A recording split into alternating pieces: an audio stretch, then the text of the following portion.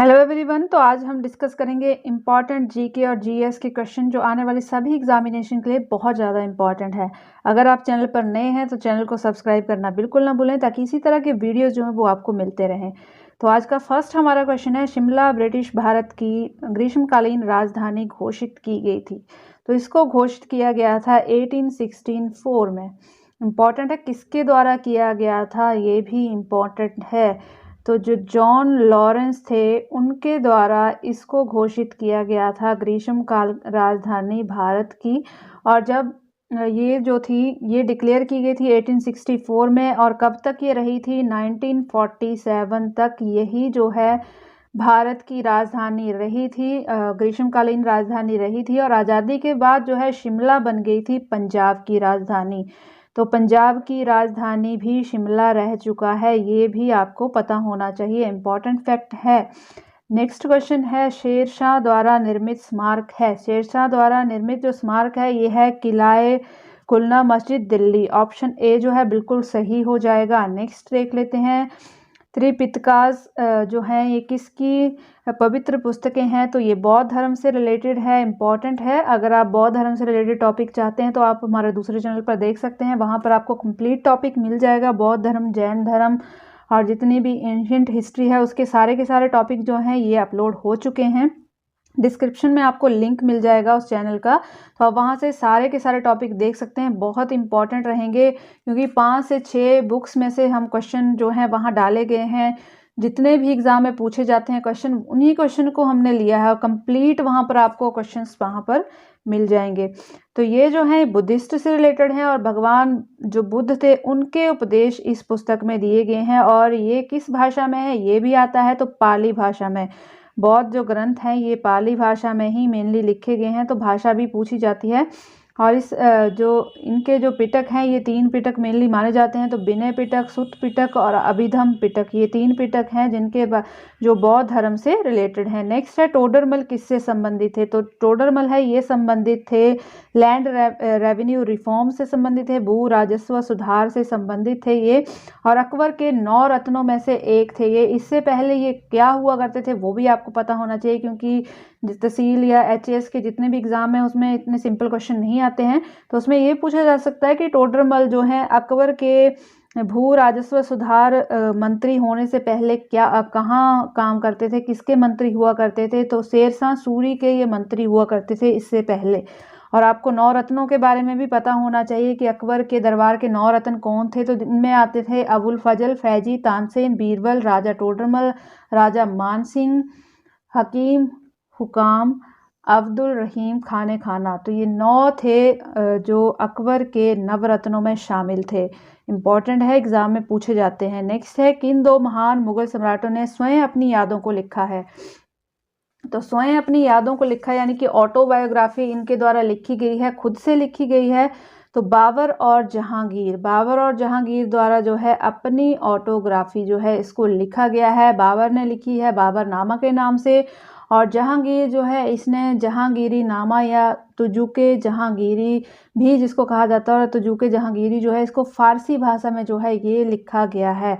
तो इम्पॉर्टेंट है। नेक्स्ट है, महात्मा गांधी को अंग्रेजी सरकार द्वारा दिया गया टाइटल जिसे उन्होंने त्याग दिया था वो कौन सा था। तो ये टाइटल था केसरे हिंद, जिसको महात्मा गांधी जी द्वारा जो था त्याग दिया गया था। कब त्यागा गया था, 1920 में इन्होंने ये त्याग दिया था। क्यों त्यागा था, तो जो असहयोग आंदोलन था, नॉन कॉरपोरेशन मूवमेंट था, उसके दौरान इन्होंने जो थी ये उपाधि वापस कर दी थी केसरे हिंद की अंग्रेजों को। नेक्स्ट क्वेश्चन है, उपनिषद क्या है। तो उपनिषद जो है ये हिंदू दर्शन का स्रोत है, इंपॉर्टेंट है, हिंदू दर्शन का स्रोत है। और टोटल कितने उपनिषद हैं, 108 उपनिषद टोटल हैं।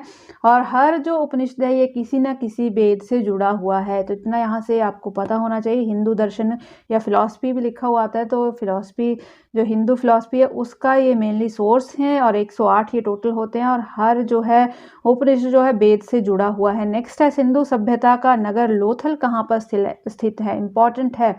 तो लोथल जो है ये है गुजरात में।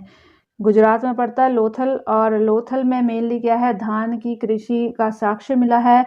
और यहाँ पर गुजरात में और कौन कौन से मेनली जो स्थल है जिनके बारे में पूछा जाता है, तो धौलावीरा, सुरकोटदा और रंगपुर, ये जो है गुजरात में पड़ते हैं। इसके साथ जो राजस्थान है, इसका जो कालीबंगा है, ये मेनली एग्जाम में पूछा जाता है। और कालीबंगा का मीनिंग क्या होता है ये भी पूछा जाता है, जिसका मतलब होता है काली चूड़ियाँ।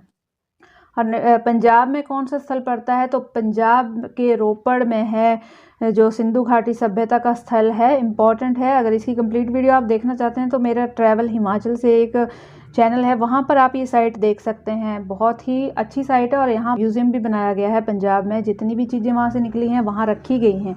और हरियाणा में कौन सी है, तो हरियाणा में राखी गढ़ी है। और दुनिया के सबसे प्राचीन सभ्यता का जो साक्ष्य है ये मिला है राखी गढ़ी में। और भारत का सबसे बड़ा हड़प्पा कालीन स्थल भी है राखी गढ़ी। तो राखी गढ़ी भी इम्पोर्टेंट है, हरियाणा में है। और भारत में जितने भी स्थल आज तक हड़प्पा कालीन सभ्यता के खोदे गए हैं, उनमें सबसे बड़ा जो स्थल है वो राखी गढ़ी का ही है। नेक्स्ट क्वेश्चन है, निम्न में से कौन सी नदी बंगाल की खाड़ी में नहीं मिलती है। नहीं पूछा गया है, तो ताप्ती जो है ये नहीं मिलती है। और ताप्ती के साथ साथ एक नदी और है, नर्मदा। तो ये दो नदियां जो हैं ये बंगाल की खाड़ी में नहीं मिलती हैं, ये मिलती हैं अरब सागर में जाकर। इन दो नदियों को आपने बिल्कुल याद रखना है, क्योंकि ये सिर्फ दो नदियां हैं जो अरब सागर में गिरती हैं, ये बंगाल की खाड़ी में नहीं गिरती हैं। और इसके अलावा जो हैं ये बंगाल की खाड़ी में कौन कौन सी गिरती हैं, तो ये बेगाई, महानदी, गोदावरी, गंगा, ब्रह्मपुत्र, हुगली, जमुना, कृष्णा, कावेरी, ये जितनी भी नदियां हैं ये सारी की सारी जो हैं ये गिरती हैं बंगाल की खाड़ी में जाकर। इम्पॉर्टेंट है। नेक्स्ट है, विश्व और भारत के सबसे बृहद मैंग्रोव वन कहाँ पाए जाते हैं। ये मेनली पाए जाते हैं सुंदरबन में, इम्पॉर्टेंट हैं। और सुंदरबन कहाँ पर है, तो गंगा और ब्रह्मपुत्र की नदियां जो हैं ये डेल्टा का निर्माण करती हैं जिस एरिया में ये सुंदरबन पाए जाते हैं। और ये खारे पानी में मेनली ये वन पाए जाते हैं। और यहाँ पर जो पेड़ होते हैं उनको सुंदरी कहा जाता है, इंपॉर्टेंट है, एग्जाम में पूछा जा चुका है। तो सुंदरी पेड़ इनको कहा जाता है, और इन्हीं सुंदरी के पेड़ों के नाम पर यहाँ पर सुंदरवन जो है नाम पड़ा है। और मेनली जो सबसे बड़ा हिस्सा इंडिया में पाया जाता है, तो 42% का जो हिस्सा है ये पश्चिम बंगाल में पाया जाता है सुंदरवन का। और गुजरात में लगभग 23.6% का हिस्सा जो है पाया जाता है। और अंडमान निकोबार जो है यहाँ 12.39% का हिस्सा जो है ये पाया जाता है मैंग्रोव वन का। तो सबसे ज़्यादा जो पाया जाता है ये मेनली पाया जाता है पश्चिम बंगाल में।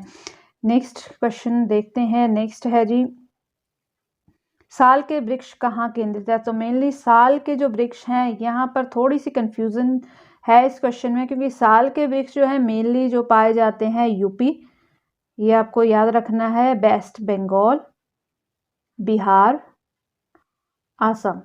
तो ये 4 स्टेट ऐसे हैं वहाँ पर पाए जाते हैं। तो मेनली यहाँ पर ऑप्शन में जो दिया गया है सबसे ज़्यादा होते हैं यूपी में, उससे कम होते हैं वेस्ट बंगाल में, उससे कम होते हैं बिहार में। तो यहाँ पर जो ऑप्शन है ये बिहार बिल्कुल सही होगा, क्योंकि यहाँ पर 3rd नंबर पर बिहार आता है, उसके बाद असम आता है। तो बिहार यहाँ पर बिल्कुल सही हो जाएगा। वैसे बिहार और असम दोनों में ही जो है साल के वृक्ष पाए जाते हैं। नेक्स्ट क्वेश्चन है, in India the concept of single citizenship is adopted from. तो एकरी नागरिकता या एकल नागरिकता का जो सिद्धांत है इसको किस संविधान से अडॉप्ट किया गया है। मोस्ट इंपॉर्टेंट क्वेश्चन है, इस तरह के क्वेश्चन जो है जरूर एग्जाम में पूछे जाते हैं। तो इसको मेनली लिया गया है इंग्लैंड के संविधान से। इंग्लैंड का जो संविधान है वहाँ से लिया गया है जो सिंगल सिटीजनशिप है इसको। और इसके साथ साथ जो कानून निर्माण प्रक्रिया है, विधि का शासन है, मंत्रिमंडल प्रणाली है, ये सारी की सारी चीज़ें इंग्लैंड का जो संविधान है वहाँ से ली गई हैं। कनाडा से क्या लिया गया है, तो कनाडा से लिया गया है जी राज्य के राज्यपाल की नियुक्ति जो की जाती है वो यहाँ पर ली गई है। और राष्ट्रपति का उच्चतम न्यायालय से परामर्श करने की जो व्यवस्था है वो भी कनाडा के सिद्धांत से ली गई है। फ्रांस के सिद्धांत से क्या लिया गया है, तो फ्रांस के सिद्धांत से प्रस्तावना में स्वतंत्रता, समता, बंधुत्व के आदर्श का सिद्धांत जो है इसको लिया गया है। मेनली इंपॉर्टेंट है यूएसए, क्योंकि यूएसए से बहुत सारी चीज़ें ली गई हैं, जिनमें से मेन क्या है, मेन है सुप्रीम कोर्ट की स्वतंत्रता, सेकेंडली आ जाता है राष्ट्रपति पर महाभियोग की प्रक्रिया जो है, और थर्ड आ जाता है मौलिक अधिकार। ये तीनों की तीनों चीज़ें जो हैं ये यूएसए के संविधान से ली गई हैं। तो इस तरह का जो एडॉप्शन का क्वेश्चन है ये एग्ज़ाम में मेनली देखने को मिलता है। तो ये टॉपिक आप ज़रूर क्लियर कर लें, यहाँ से 1 नंबर या 2 नंबर के क्वेश्चंस आपको ज़रूर देखने को मिलेंगे। तो इम्पॉर्टेंट है, ये सारे के सारे ही क्वेश्चन इम्पॉर्टेंट हैं, और जितने एक्स्ट्रा फैक्ट यहाँ से बनते हैं वो भी इम्पॉर्टेंट है। तो वीडियो कैसी लगी ज़रूर बताइएगा, लाइक और शेयर ज़रूर कीजिएगा, और साथ में चैनल को ज़रूर सब्सक्राइब कीजिएगा ताकि इसी तरह के वीडियोस जो हैं वो आपको मिलते रहें और आपके एग्जामिनेशन में हेल्पफुल हों। Thanks for watching.